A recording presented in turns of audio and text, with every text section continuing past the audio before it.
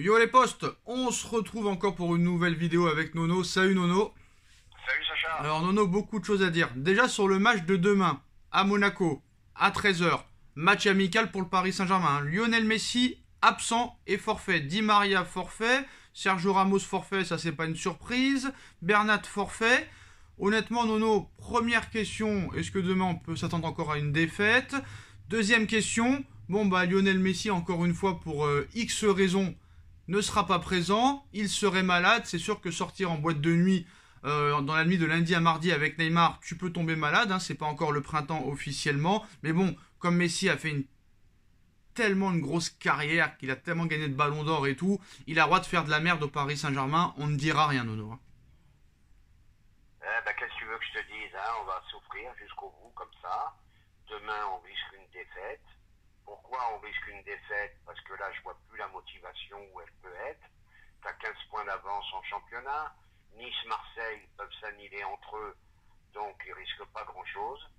Donc on risque une nouvelle purge et à 13h en plus. Donc voilà. Messi, c'est pas grave s'il est pas là, il a le droit quoi. Messi, je sais plus quoi dire. Il est heureux, il est pas heureux à Paris. Non mais juste réponds à la question, on s'en fout que ce soit ton meilleur joueur, ton joueur préféré. Là on parle de Messi Paris Saint-Germain, on parle pas de Messi Barcelone. Messi malade. Je te parle pas de Messi Barcelone. Ah bah si. Simplement, il est heureux, il est pas heureux, faut prendre une décision. Non mais ce que je comprends pas c'est que tu réponds pas... Arrêter l'opération Messi cette année. Voilà. D'accord. On va essayer de qu'il réponde à la question, hein, parce que on va être très calme. Donc Messi au Paris Saint-Germain, il a le droit de faire n'importe quoi. C'est pas grave. Messi au PSG, il fait ce qu'il veut, et je vais te dire quelque chose, t'as l'air surpris, à Barcelone, il faisait ce qu'il voulait aussi. Et voilà. Non mais je veux dire que bon, une troisième fois et après on abandonnera. Comme il a fait une très grande carrière, s'il fait de la merde au Paris Saint-Germain depuis le mois d'août, parce que c'est l'un des plus grands flops de la saison, faut pas l'oublier, c'est pas grave, on met de côté. C'est comme sa carrière, elle a été extraordinaire, c'est pas grave s'il fait de la merde au PSG. C'est ce qu'il faut comprendre. Mais on dit pas que c'est pas grave, mais on dit qu'on c'est un fait accompli, on peut rien y faire. Voilà, c'est tout, c'est encore une erreur de recrutement. Voilà, c'est tout. Non mais je parle pas d'erreur de recrutement. Je ne parle pas d'erreur de recrutement. Je dis que c'est pas grave, il a le droit d'être malade, je veux dire, c'est pas grave. C'est pas grave. Il a le droit de partir en sélection argentine plutôt que rester au PSG. Il a le droit de marcher, il a le droit de faire de la merde, c'est pas grave. C'est pas grave. Alors qu'est-ce qu'il faut faire? C'est-à-dire que, comme à l'époque, je me rappelle, même si des joueurs ont été très bons avant, même s'ils font de la merde au PSG, c'est pas grave. Ils ont tellement fait de grandes choses avant que ici ils ont tous les droits, vu que c'est pas un club de football. Donc tu comprends pas ce que je veux dire. Ça n'empêche pas, malgré tout ce qu'il a fait, ça n'empêche pas qu'il est mauvais, qu'on a le droit de le critiquer. Voilà, c'est tout. Ah, c'est magnifique. En tout cas, Nono, oui. En tout cas, Sergio Ramos fera peut-être son retour sur un terrain de football un jour, peut-être. Alors, ce qui est marrant, Nono, hein, et RMC vient de le confirmer, donc il y a quelques jours, Messi, Ramos voulaient quitter le Paris Saint-Germain, mais finalement, la soupe est tellement bonne que finalement, un an de plus, ce serait pas du luxe. Mais qui va leur donner ces salaires-là? Qui? Qu'on me le dise. Qui va leur donner? Ils vont aller au bout de leur contrat, comme tous les autres. Voilà, c'est tout. Surtout que du côté de Doha, que Messi et Ramos soient en tribune ou sur le terrain, ça leur importe peu. Qu'ils soient bons ou nuls, ça leur importe peu parce que ça fait tellement vendre de maillots qu'ils soient sur le terrain ou non, que eux, pour leur Coupe du Monde, ça les arrange qu'ils soient sur le terrain ou ailleurs, c'est pareil. Tant qu'ils sont au PSG, c'est que ça qui compte. Hein. On est d'accord, il leur faut toutes leurs stars pour la Coupe du Monde cet hiver. Voilà. Par contre, peut-être... Malheureusement pour Paris.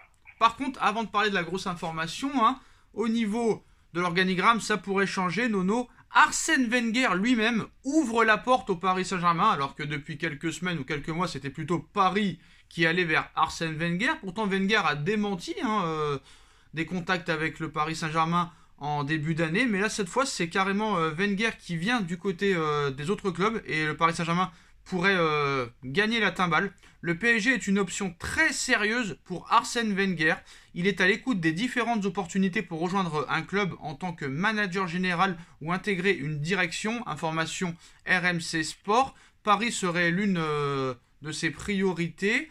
Le rêve toujours de Doha, c'est la priorité, c'est de constituer ce duo Zidane-Wenger. Pour le poste de directeur sportif, il y a aussi Michael Edwards, Paratici et Andrea Berta qui sont aussi été contactés. Le fait est, Nono, que Wenger ouvre la porte, là il y a une réelle ouverture maintenant, non? En tant que directeur sportif, hein, je parle pas de Zidane, mais pour le côté directeur sportif, je veux dire. Bon, il y a une ouverture, d'accord, mais moi ça m'enchante pas beaucoup. Oh, il disait le contraire, il disait le contraire il y a quelques jours. Il disait le contraire il y a quelques jours. Incroyable. Ben oui, mais incroyable. J'ai le droit de changer d'avis. Voilà. Wenger, il est en bout de course. D'accord. Il est en fin de carrière, il a 75 piges. D'accord, 72. 72. À la FIFA. 72. Donc j'ai réfléchi, non, pas Wenger. Zidane, oui, Wenger, non. D'accord. Donc, soyez indulgents avec Nono. Il n'y a que les imbéciles qui changent pas d'avis, hein. On est tout à fait d'accord, ça. Voilà. Moi, je pense que ce serait une bonne chose parce que tous les tocards qu'on nous propose là, franchement, si eux sont meilleurs que Wenger, ça veut dire que vraiment dans le monde du sport, il n'y a pas beaucoup de bons directeurs sportifs. Si les noms de Edwards ou le mec de Sassuolo ou du Sporting Lisbonne ou encore d'autres sont meilleurs que Wenger, d'après aussi RMC Sport, aux yeux de Doha, Wenger est le seul qui puisse faire monter ces jeunes, progresser ces jeunes et faire des bons coups pendant le mercato, qui s'entend très bien avec Zidane en plus. Donne-moi un nom meilleur que Wenger, Nono, et là je m'agenouillerai devant toi. Un nom meilleur que Wenger en tant que directeur sportif, hein. Voilà. En tant que directeur sportif, à l'instant T, je ne l'ai pas. Et ben voilà. Voilà, Nono. En fait, tu voudrais meilleur que Wenger. Tu voudrais meilleur que Wenger, mais il n'y a pas vraiment meilleur que Wenger. Après, les gros directeurs sportifs ne quitteront jamais leur poste actuel. C'est ça qu'il faut comprendre aussi.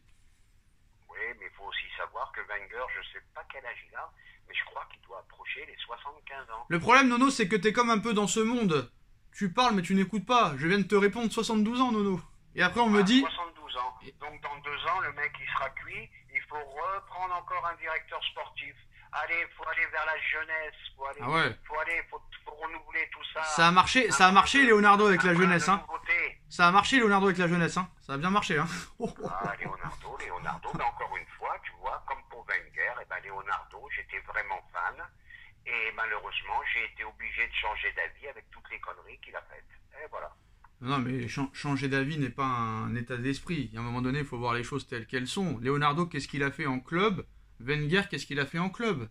Tu veux qu'on compare les deux palmarès de Leonardo et de Arsène Wenger, Mano? Pas, mais la fin de parcours de Wenger a été très difficile. D'accord. Pourquoi elle a été très difficile? Parce que le monsieur, c'est lui qui décidait de tout à Arsenal et qui ne voulait pas recruter des 50, des 60, des 70, des 100 millions d'euros comme il l'a fait les autres clubs, c'est tout. Voilà.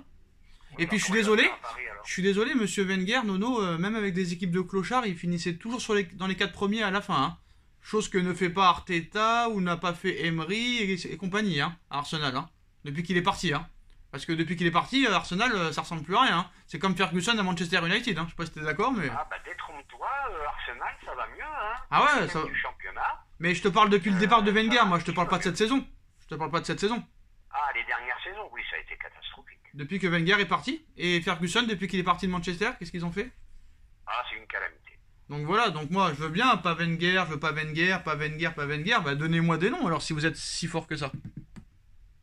Et ben là, à l'instant T, j'en ai pas. Voilà. En toute honnêteté, j'ai pas de nom à te donner. Et le problème avec vous, Nono, c'est que le lundi vous êtes d'accord, le mardi vous êtes plus d'accord, le mercredi, tout compte fait, c'est pas si mal, le jeudi, non, j'en veux plus. Bref, c'est comme ça. Hein, c'est l'actualité qui nous fait changer d'avis. Voilà. Bah, pourquoi Wenger, à tes yeux, il y a 4 jours, c'était bien? Il y a 3 mois, c'était pas bien, et maintenant, ça redevient pas bien. Moi, c'est ça que je veux comprendre, tu vois. Je vais t'expliquer, parce que des fois, on s'emporte, on parle trop vite, et puis on dit des bêtises, et des fois, on regrette et on change d'avis. Moi, je suis désolé, moi, Wenger à Paris, je dis oui, parce qu'il n'y a pas mieux. Pour l'instant, il n'y a pas mieux que ce que tu proposes. Andrea Berta, tu veux Michael Edwards, pourquoi pas? Pourquoi pas? Mais est-ce que ce gars-là réussirait au Paris Saint-Germain? C'est toujours ça le problème. Alors que Wenger, lui, il connaît bien la situation. Le mec, il s'est bien reposé depuis 6 ans. Il sait ce que c'est un projet de repartir de zéro, Wenger. Tu vois ce que je veux dire ou pas? Alors on va dire pourquoi pas. Non, mais pourquoi? Alors attends, Nono. Après, ils vont dire, ouais, Sacha, tu fais tout pour que Nono soit d'accord avec toi. Nono, tu as dit Wenger, tu en veux pas, tu n'en veux pas. C'est tout. Ah non, moi, ça m'enchante pas. Voilà, donc pourquoi vouloir être d'accord avec moi? Pour faire plaisir. S'il y a personne, je dis pourquoi pas. Hein. Ah, voilà. S'il y a personne qui vient, ma foi. Voilà. Mais le pire, c'est que, comme beaucoup, tu ne veux pas de Wenger, mais t'as pas mieux à proposer. Il n'y a pas mieux sur le marché en ce moment. Qui pourrait être libre, hein, bien sûr. Et Nono, on va finir sur cette information où tu peux exceller peut-être. Parce que c'est un de tes sujets que tu, on va dire, analyses très bien. Neymar Junior, Nono. Là c'est du très très lourd. Voilà, disposant désormais de moyens financiers conséquents depuis son rachat, Newcastle ciblerait Neymar Junior pour l'été prochain et voudrait en faire sa star pour commencer le projet de Newcastle. Donc voilà, Newcastle, ils ont eu des petits problèmes, là ils reviennent, ils sont 14e de Première League. Mais d'après The Sun, cet été, du côté de Newcastle, ça va faire partir les millions. Mais très dur quand même pour un club de Newcastle d'attirer des très grosses stars. Et je pense que le rachat de ces Saoudiens n'a pas la même stratégie que celle de Doha à Paris. Il n'y a pas de Coupe du Monde pour eux. Alors, le tabloïd anglais assure que Neymar serait dans le viseur du club anglais. L'avenir du Brésilien est sujet aux rumeurs depuis l'élimination de Paris face au Real. Donc Neymar, Nono, pourrait être le coup XXL de Newcastle cet été, qui serait disposé à donner, écoute bien, 90 millions d'euros au Paris Saint-Germain pour le recruter immédiatement l'été prochain. Honnêtement, que doit faire Paris et que va faire Paris? Oh, ben j'espère qu'ils vont vite accepter cette offre de Newcastle, les nouveaux pigeons. Hein. Là, je suis content, ils vont nous remplacer. Vu les transferts qu'ils font depuis qu'ils sont arrivés, déjà, je me dis, ceux-là, ils vont mettre le prix, même pour un joueur moyen. Alors, quant à Neymar, Neymar, il va être très heureux à Newcastle. Il pleut 5 jours sur 6. Newcastle, ville tristounette. Ça va être très très bon. Ça va être une très belle opération pour Newcastle. Mais enfin, à 90, plus son salaire pour le vendre et vite. Est-ce que tu penses que Neymar va accepter d'aller à Newcastle? Et il ira jamais. D'accord. Il ira jamais. C'est bien ce que je t'ai dit avant. Qu'est-ce qu'il lui le fait tard, il va aller à Newcastle. Il pleut 6 jours sur 7, il n'y a rien à faire là-bas. Nono, par le stade, il n'y a rien. il est en dépression. Jamais il ira là-bas. Il est en dépression à Paris, pourquoi pas aller à Newcastle? Si à Paris il s'ennuie, donc à Newcastle, je pense qu'il peut se suicider. Ah, non, on lui souhaite pas ça quand même, hein. Mais non, voilà. Mec, je le dis sous le ton de l'ironie. Donc, malgré qu'il rapporte beaucoup d'argent, sur le terrain, il est inexistant. Ses frasques extrasportives et ses pépins physiques à répétition agacent Doha. Donc, l'ailier de 30 ans n'est plus également dans les bonnes grâces des supporters, lesquels n'ont pas hésité à le siffler copieusement. Moi, je pense, hein, et Nono donnera son avis, que Doha, quoi qu'il en soit, gardera toutes ses stars jusqu'à la Coupe du 2022, qu'ils soient bons ou mauvais. Voilà, c'est mon avis. Après... tu vois, Sacha, pour Neymar, je change pas d'avis. Je dis et je maintiens qu'il est cramé. Malheureusement, il n'ira pas à Newcastle, parce que comme tu viens de le dire, le Qatar voudra toutes ses stars pour la Coupe du Monde, mais le mec est cramé, archi cramé, et malheureusement, il va falloir subir du Neymar jusque, je crois, encore 2 ans ou 3 ans. Ouais, moi je dirais c'est sa dernière saison l'année prochaine. Je pense qu'il arrêtera par lui-même, je pense. Ou sinon il ira s'amuser au Brésil ou en MLS dans un club qui le voudra. Oui, mais tant qu'il est sous contrat, Paris voudra des sous. Hein. Non, mais je pense comme ça. Hein. Non, mais ils s'en foutent. Parce que lui, il a 5 ans. Je sais pas combien il lui reste, 3 ans. Ouais, mais eux, ils s'en foutent. Je vais t'expliquer comment ça va se passer. Parce que là, il va complètement lever le pied. Parce que lui, son objectif, comme Messi, c'est la Coupe du Monde, vu qu'ils ne l'ont pas gagné. Ils vont complètement lever le pied.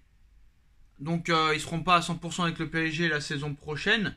Et s'il y a encore un échec pour Neymar au Brésil, s'il y a un quart, ils sont éliminés en quart ou en huitième ou en demi, là il arrêtera le football. Moi je te le dis, il s'en fout de l'argent parce que là il touche tellement d'oseille déjà. Il y aura un club pigeon qui le prendra n'importe où et Paris, tu leur donnes 25 ou 30 millions, ils le laisseront partir.